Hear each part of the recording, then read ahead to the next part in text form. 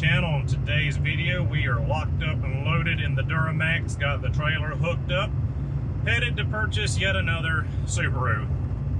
I know, I'm not quite right in the head, can't stop buying cars. Just bought the 2013 Crosstrek Monday. Here we are, Friday the 13th, buying it's a 2003, 2004, somewhere in there, Forester 2.5 XS 5-speed manual transmission. Car, I believe, has 170,000 miles on it. Hard to remember now. Just from looking at the ad, the car's 500 bucks, so it really didn't matter to me. Issue with the car not running. They told me that timing belt has broken or the tensioner broke. I'm not exactly sure if they know. Long story short, selling it for 500 bucks as is. New timing belt kit included with the car. Probably some cheap Chinese something I won't reuse, but hey, the last two broken timing belt vehicles I bought, 98 Legacy GT sedan and 2005 Forester LL Bean Edition. Both of those I was able to put a new timing belt on, retime them, and had no issues whatsoever. No bent valves, no any kind of issue. So third time's the charm, maybe. We might luck up on this one, be able to reset timing and get it right, where it's no issue. If not, I've got at least 2 sets of EJ 251 or 253 heads sitting around that have been fully machined and perfect, brand new, ready to go on an engine. So if you know, we need to, we'll throw those heads on there, throw a set of new head gaskets on it, rocker cover gaskets, intake manifold, exhaust manifold gaskets, and it should be good to go. Other than that, owner said that he straight piped it, unfortunately, cut it off behind the cat. So probably gonna be stealing the catback exhaust, factory catback exhaust, off of the silver 2005 Forester 2.5X 5-speed to get the red car to be a whole car, get it ready to sell. Probably just gonna be a really quick flip car. At least that's the plan. It may be a lot worse once I get there and see it in person.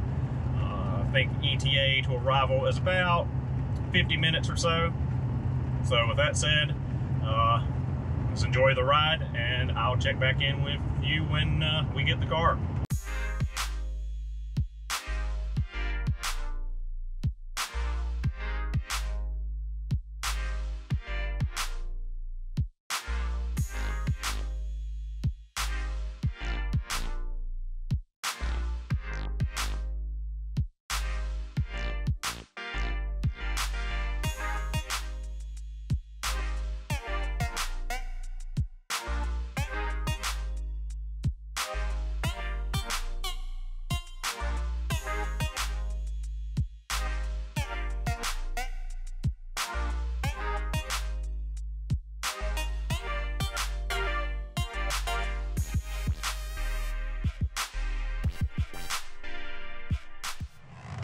All right, guys, we are home, and what a stressful trip home that was. Old Duramax wanted to go into limp mode. Not once, not twice, but 6 times. Once on the trip up and 5 times on the trip back. Luckily, I had my scan tool with me.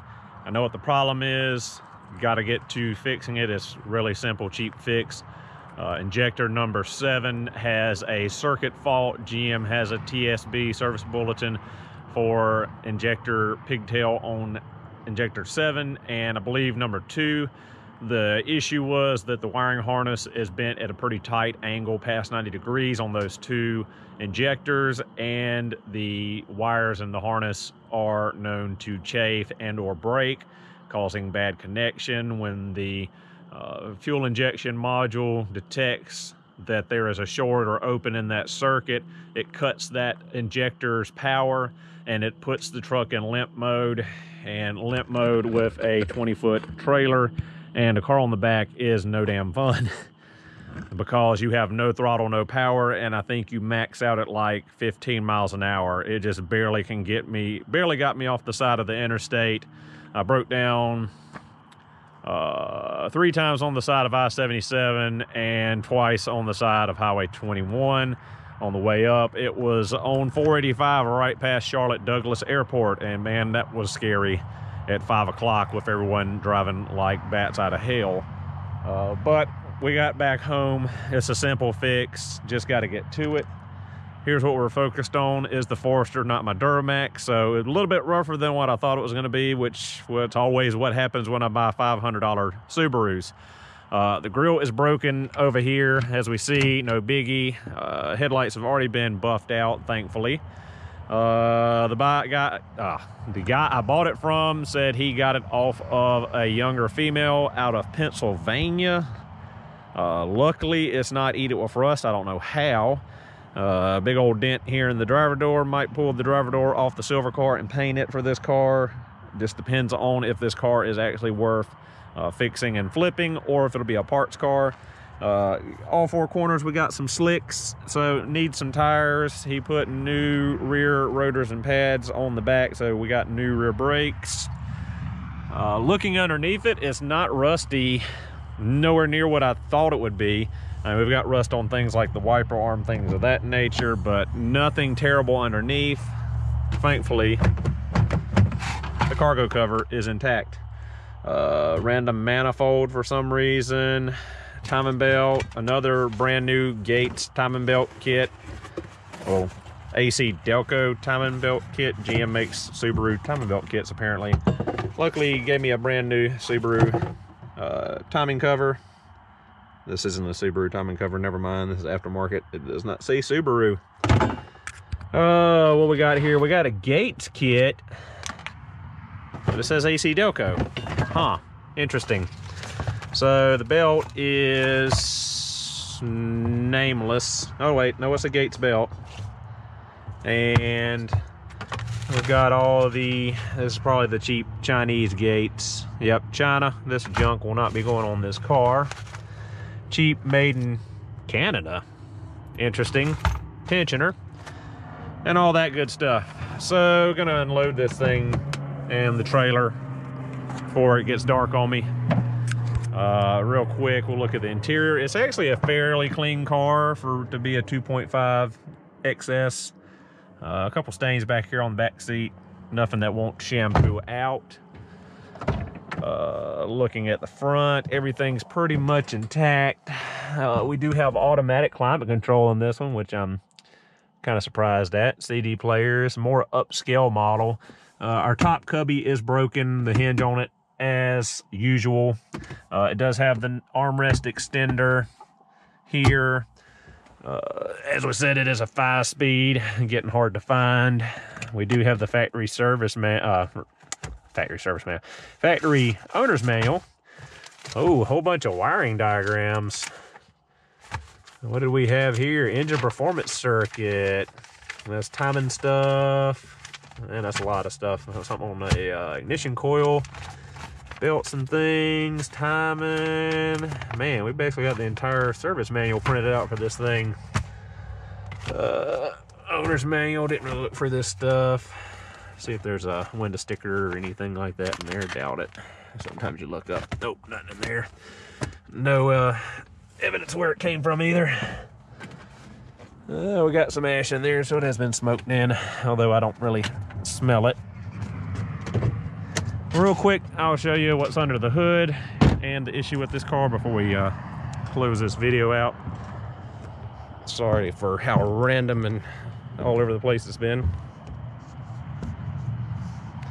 So the guy said he put a timing belt water pump on it. Then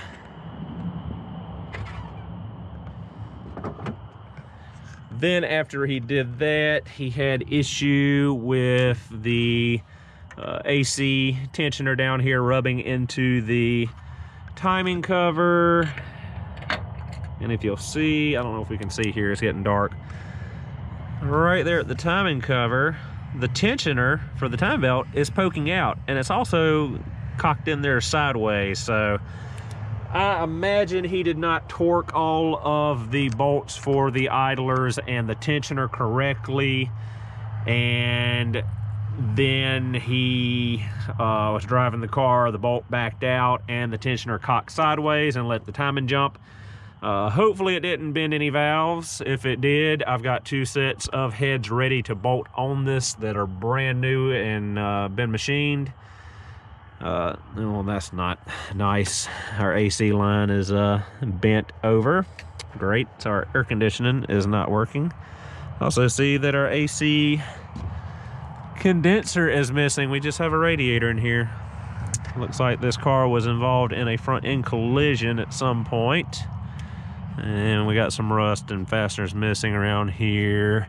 Do I see any crinkles in the frame rails? Any evidence of straightening? There's a little something down there. Car does have a clean title, so if it was wrecked, it wasn't enough to total the car, or Uncle Bubba down the road fixed it off the books and they did not report it on their insurance.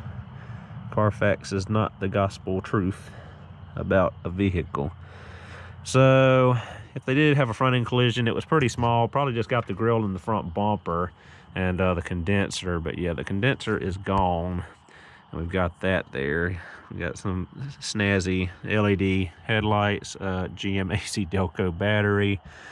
We've got pixie dust all over everything. I don't know if that's picking up. There's glitter everywhere, but that's normally from the bearings, timing stuff tearing up. But normally it stays inside the timing cover, but the timing cover is busted up. So hopefully that's all that is, but it may not be.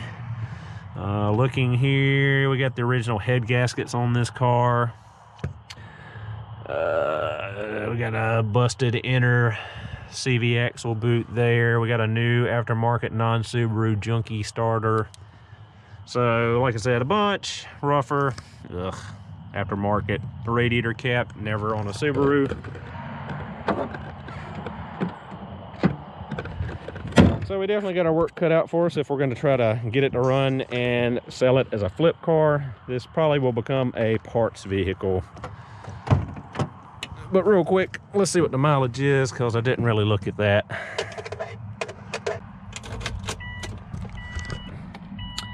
232, 379. Wow, I was way off on the mileage.